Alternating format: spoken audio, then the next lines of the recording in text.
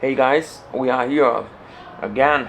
Save the manual, save the eclipse. Another GSX video, another English episode. I will fix some minor problem around the fan, and there are many major problems. I will fix it today, and you could see I replaced the alternator and fix everything around the alternator, but it still has no charging. But my RS, the 420A engine alternators has no relay, and I realized this one has alternator relay, so we need to check this first, and I will show you the other problems because it was terrible. I fixed many things, yeah, but it sucks and a long process, so let's go. Okay, next beautiful jobs. Look at this. Look, it's dangerous and terrible and ugly job. I removed all tape and cover, so I see what was the plan. I see everything. Let's go make it better.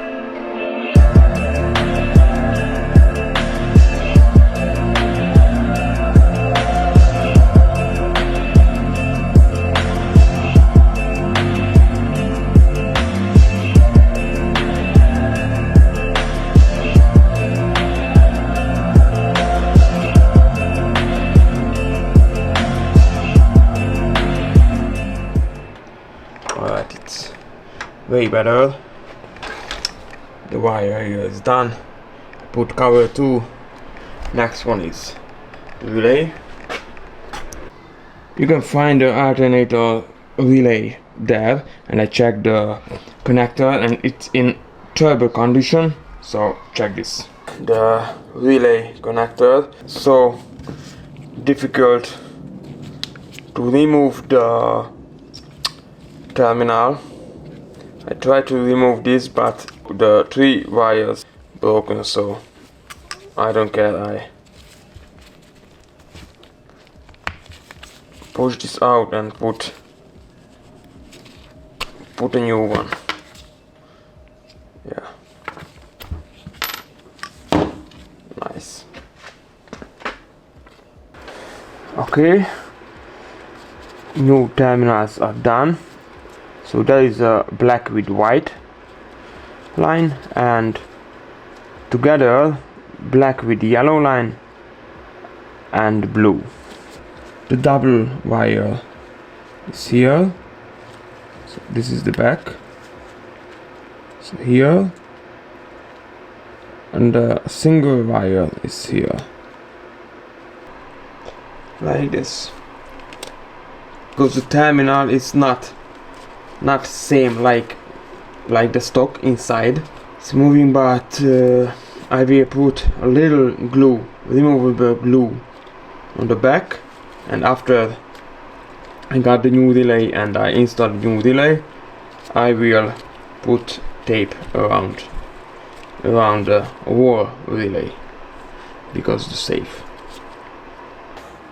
I don't wanna waste my time next time, so I got a new relay for the alternator.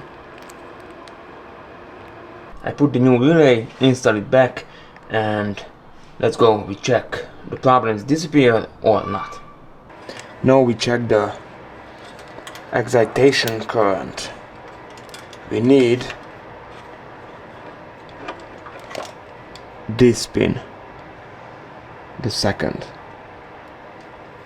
and a ground. And you can see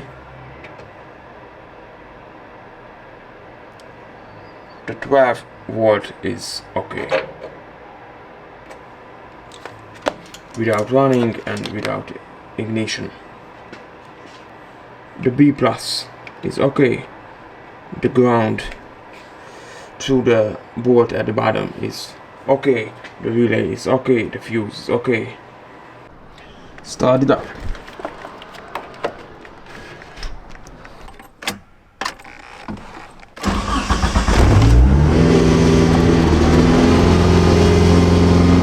The ABS is still on.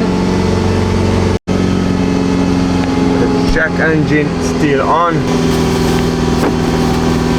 But no charging issue. Because yes, after a few months I fixed the charging problem. So the next one, you can see not the all lights pop up on the dash, on the cluster, just 4. And we try to figure out what's happening. And I talked a lot of days, weeks with my friend.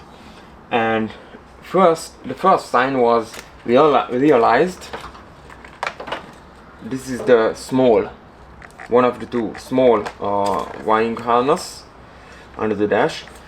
We realized this connector has fewer pins than it should.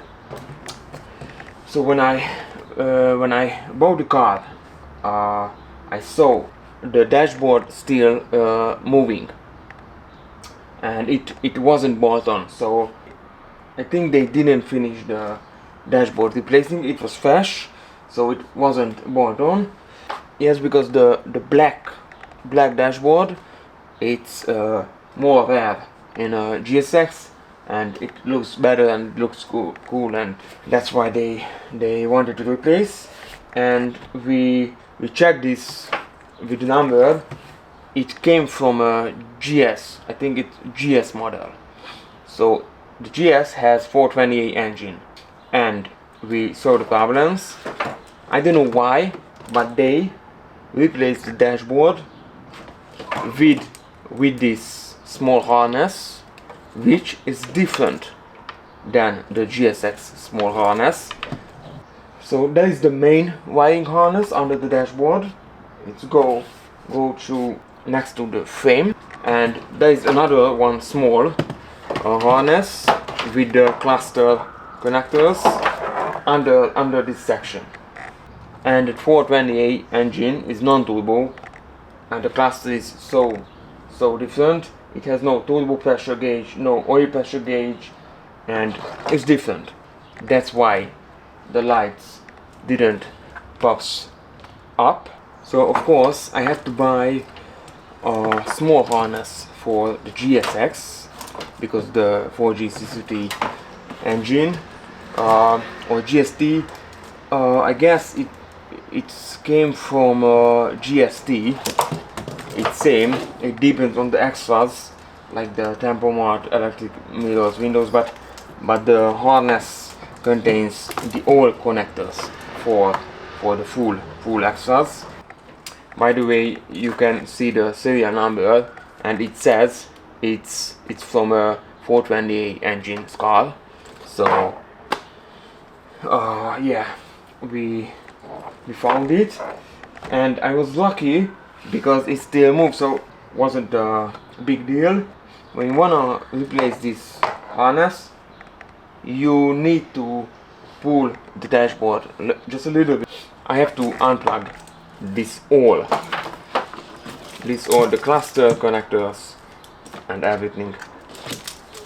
It started with this black from the fuse box.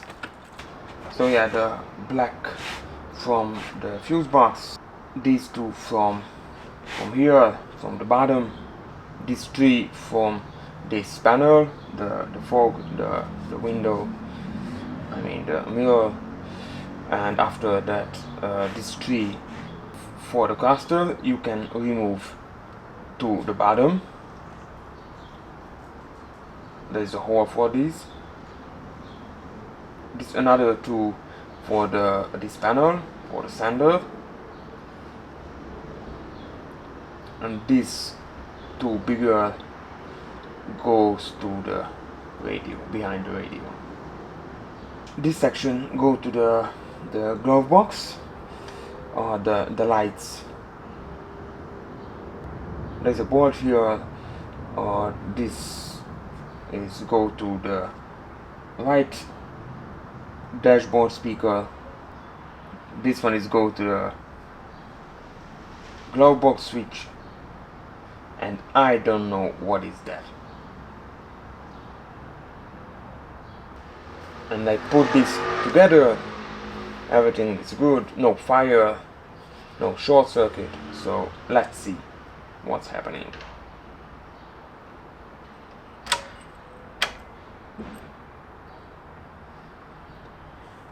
Sheesh. The oil pressure gauge goes crazy, but every light pop up. I'm so happy. The turbo pressure gauge is crazy as well. Yeah, the gas level, it's okay. Yeah, it looks good. I'm so glad. By the way, I did more things. I put stock hose, coolant hose, and put a reservoir tank. And of course, I checked engine inside. I checked the piston and the cams, and I'm so sad and happy as well because it's stock engine. You remember, like I said, there is a short circuit. I don't know, in the headlights or around the horn, but there is a short circuit because it works together. When I turn on the headlights, the horn and the headlights work together, and when I turn it off, it still work. But I removed these two side lights, and it was full with water. This one and the bulb too. The bulb was under the wall. It was full wet, and I cleaned this out and dry it, and looks what happened.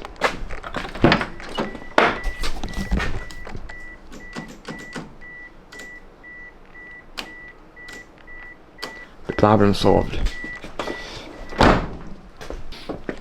The short circuit is gone.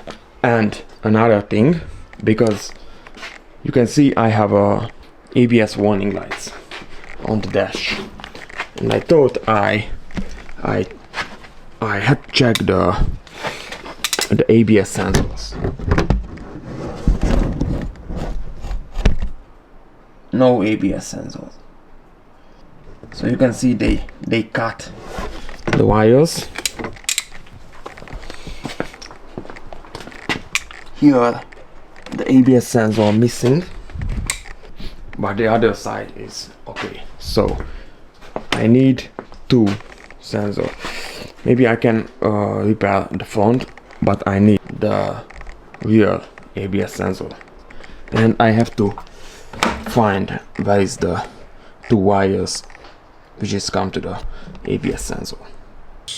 I installed the upstream oxygen sensor too, but it didn't fit, so you can see I bended the coolant pipe. I see that on many cars, so it's a solution. But guys, don't do that here. You need to take it off, don't be stupid, because mine is cracked at the bolt, and I don't wanna tell the whole story because it was sucks. You know what happened? Yes, I had to remove everything here. So I had to remove the turbo, the manifold, the thermostat housing. I removed everything to replace the coolant pipe. I changed all fluid, so I had to drain down the cooler. And yeah, what do you think? What happened? They glued this bolt into the radiator, and of course, when I take it out, it's broken inside. I was removing this piece for an hour. I drilled it, melted it, and finally came out. So I need a new plug. Beautiful job. Okay, the next one. Like I said, there is a wire, a cut wire. This one is go here to the oil pressure switch for the gauge. So this wire shows the oil pressure for the stock gauge. This one is the warning lights. This one is sending the sign for the dash for the warning lights, like low oil pressure or something wrong. But I don't know what is that. What is that? Here it should be a bigger sensor. I think it's missing. I don't know, maybe it's a different design, but this one is sensor as well.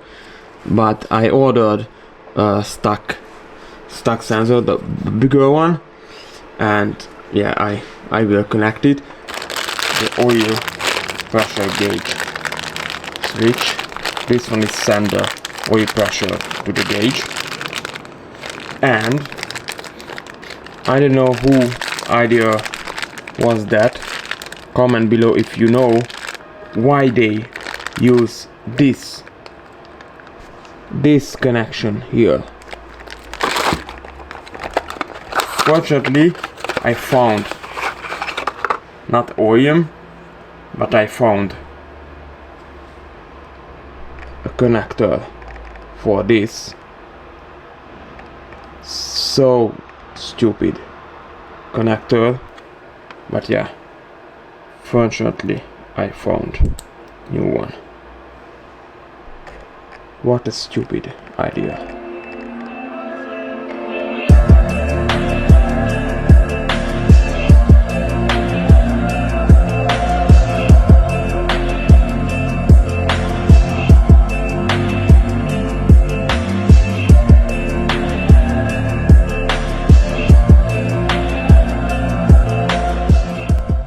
Alright, let's see the gauge.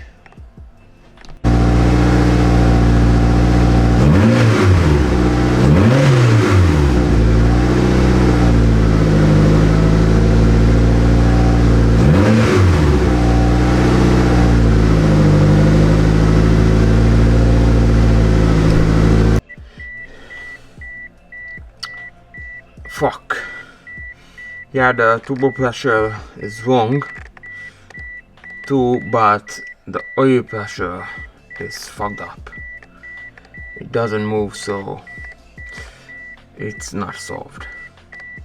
But that's all for today. We solved some minor and major problems. It works good, it sounds good. So I take it to some test drive. Thanks for watching, guys. Don't forget to subscribe. See you in the next one. Peace.